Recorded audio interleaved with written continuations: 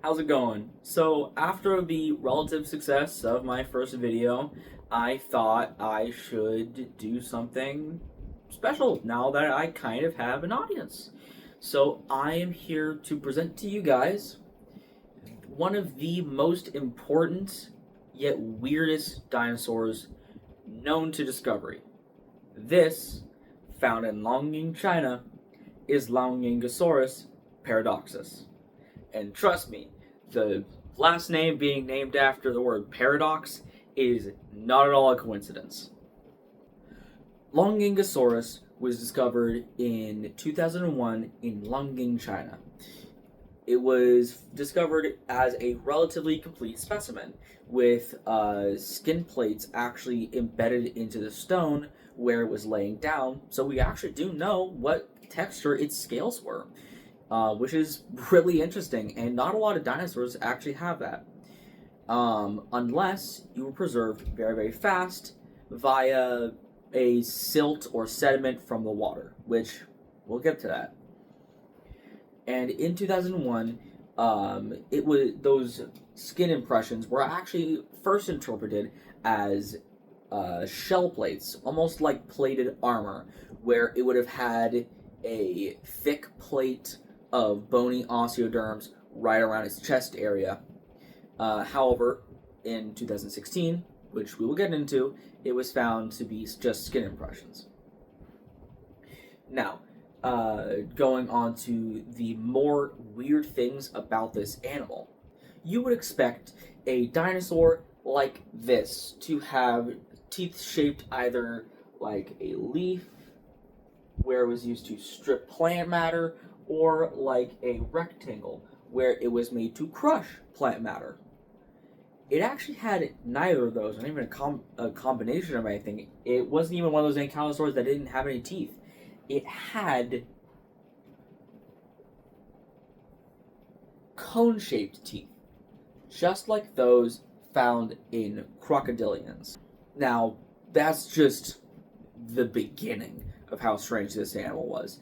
Not only did it have teeth shaped like a crocodilian's, layered in just along the gum line right here, it had claws. Not like flat nails that a lizard would normally have. It had feet with almost like very, very thick claws, like you would see on a somewhat predatory animal, or an animal that spends a lot of its time climbing. Now, that would be, all of these features are like, it's the new Therizinosaurus. Therizinosaurus, when it was first discovered, it was thought to be a giant turtle, where its claws were actually a part of its rib cage, because of just how bizarre it was. And as more and more fossils were put onto it, it was found to be a theropod with very large claws. It was then thought it was a carnivore, because of course it's a theropod, it has to be a carnivore. And then it was discovered to be an herbivore. This just seems like the ankylosaur version of that. And again, that's not even where the weirdness begins. In 2016, a second specimen was discovered with almost the exact same kind of body proportions, suggesting that despite it looking like a juvenile, it's more likely to be an adult with proportions like these, that it was kind of just baby-faced. In 2016, another specimen was discovered with almost the exact same proportions as the one in 2001, where it was discovered that these dinosaurs that were originally thought to be babies or juveniles or maybe even teenagers were likely adults, that this was an adult growth stage, and many more fossils after its discovery would suggest that. Now, what makes this second specimen so interesting? This is where the weirdness begins. Inside of its chest cavity, there were fragments of bone and decayed, mummified bits that were found all along where its stomach or maybe even intestines would be. These fossils were then picked up and analyzed and made copies of, and all those other analytical stuff. where it was found to be fish bones. So, we have claws like those of a predator. We have teeth like those of the fish-eating crocodilians. And we have fish bones found inside the chest and belly of this animal. All the evidence is pointing towards a fish-eating ankylosaur, which has never been seen before. A meat-eating ankylosaur, a primarily meat-eating ankylosaur at that, has never been discovered. Ever. The lineage that ankylosaurs come from, Thyreophora, are only herbivores. There is not a single Thyreophorian that looks like or would have had any of the adaptations to eat meat until Liaoningasaurus. And finally, now that the weirdness has begun, it gets even weirder than that.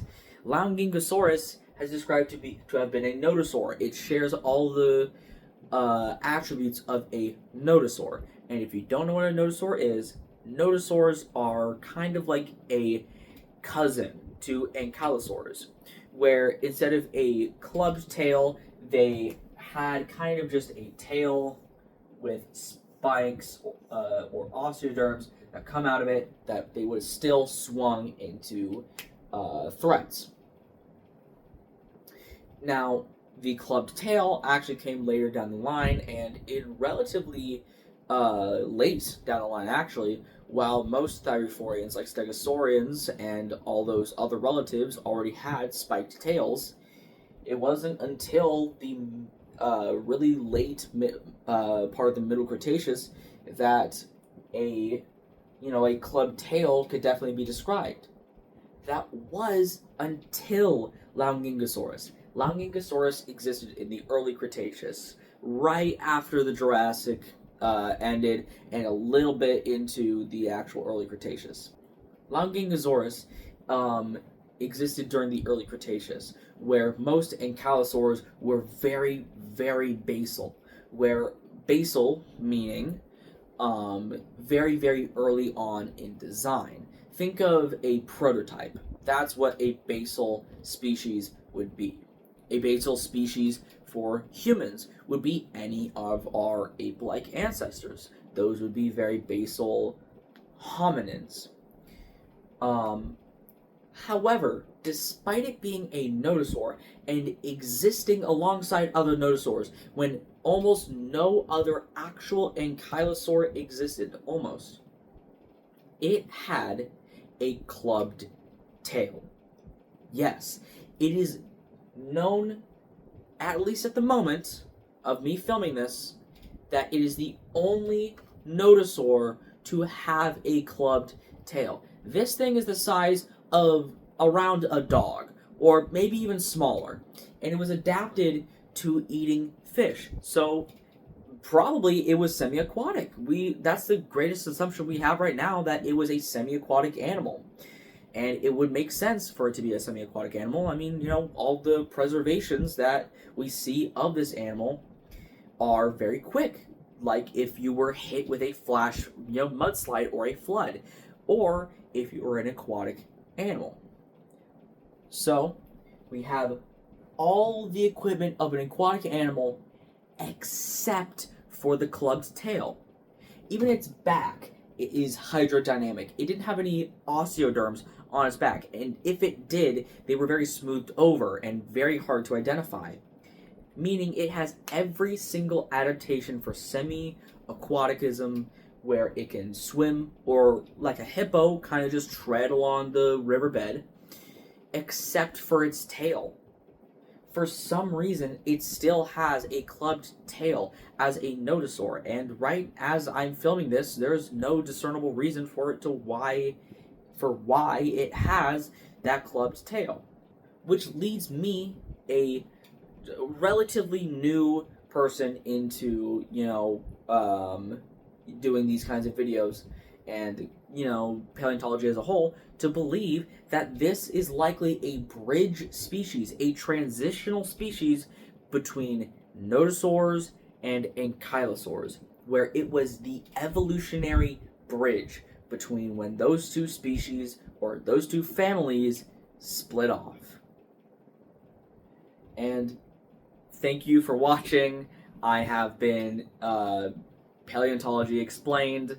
Thank you for watching the video, and I hope that you guys enjoyed. This is Liaoningasaurus, the most spectacular small ankylosaurid or nodosaurid or whatever the heck it really was to have been discovered. And as of right now, as I'm filming this, I can't really find any other studies on Liaoningasaurus that point towards any new discoveries than what I have just said. There apparently have been hundreds of Liaoningasaurus specimens discovered, making it likely eventually to become the most well-known nodosaurid ever, beating even Boreal-Pelta in discovery and just in what it can teach us. So thank you for watching. Thank you for choosing this video. I hope you were able to bear through it and get to this ending. I have been Paleontology Explained, or Hey Nogrin, whatever you wish to call me. Thank you for watching, and I promise to make better videos somewhere down the line. Thank you.